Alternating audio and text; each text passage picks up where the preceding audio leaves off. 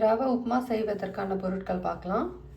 1/4 kilo ரவை, பொடியாக நறுக்கின வெங்காயம் 1, கடுகு, கடலைப்பருப்பு, உளுத்தம்பருப்பு, இஞ்சி பொடி பொடியாக நறுக்கியது, பச்சை மிளகாய், கருவேப்பிலை. வாணலியில் ரவையை போட்டு வறுத்துக்கலாம்.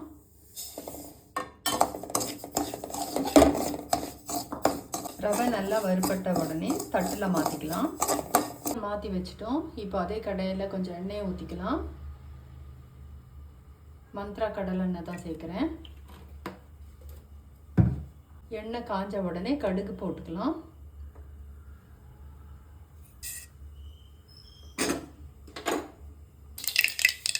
கடுகு பொரிஞ்சிருக்கு.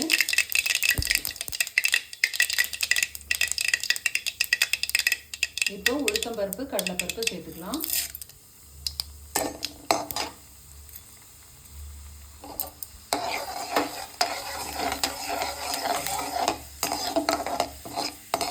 லைட்டாக நிறம் மாறின உடனே பச்சை மிளகாய், இஞ்சி, பச்சை மிளகாய் எல்லாத்தையும் சேர்த்துக்கலாம். இப்போ இஞ்சி சேர்த்துருக்கோம்.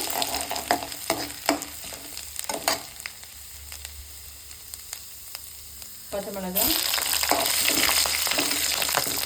கருவேப்பிலை, வெங்காயம் எல்லாம் சேர்த்து நல்லா வதக்கிக்கலாம். இப்போ கண்ணாடி பதம் வந்துடுச்சு வெங்காயம். இப்போ தண்ணி சேர்த்துக்கலாம்.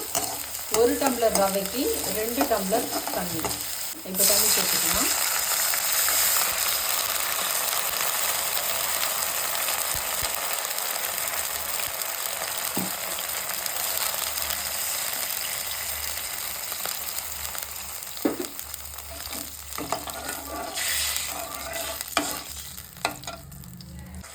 தண்ணி சூடாச்சு. இப்போ உப்பு சேர்த்துக்கலாம். தேவையான அளவு உப்பு சேர்த்துக்கலாம்.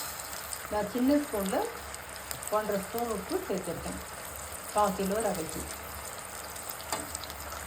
இந்த நேரத்தில் உப்பு டேஸ்ட் பண்ணிக்கோங்க. எனக்கு சரியாக இருக்குது. உங்களுக்கு தேவைப்பட்டால் சேர்த்துக்கோங்க. கூடவோ குறைச்சோ யூஸ் பண்ணிக்கலாம். இப்போ நல்லா தண்ணி கொதித்து வந்துச்சு. இப்போது நம்ம வறுத்து வச்ச ரவையை சேர்த்துக்கலாம்.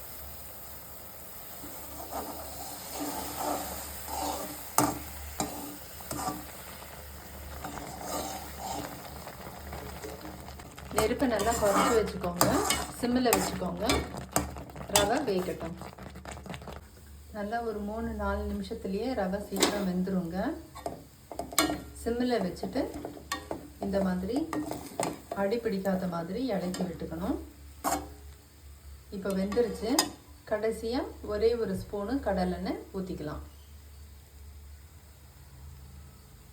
போதுங்க. இப்போ இறக்கி விடலாம். சுவையான உப்புமா ரெடி. பாருங்கள், நமக்கு சுவையான சூப்பரான சிம்பிளான உப்புமா ரெடி. வாழைப்பழத்தை கூட வச்சு சாப்பிடலாம். அப்படி இல்லைன்னா தேங்காய் சட்னி கூட வச்சு கூட சாப்பிடலாம். சுவையாக இருக்கும். ட்ரை பண்ணி பாருங்கள்.